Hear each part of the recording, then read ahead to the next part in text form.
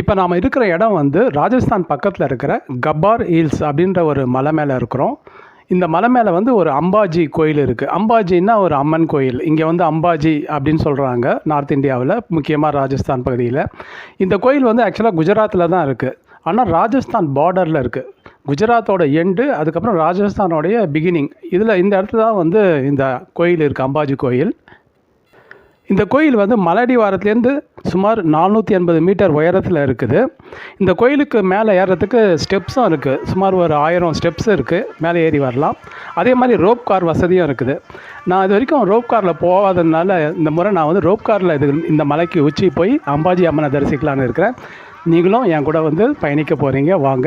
அதுக்கு முன்னால் கண்டதும் கட்டதும் ஜெகன் இந்த சேனலில் முதல் முறையாக பார்க்குறவங்க சப்ஸ்கிரைப் பண்ணுங்கள்.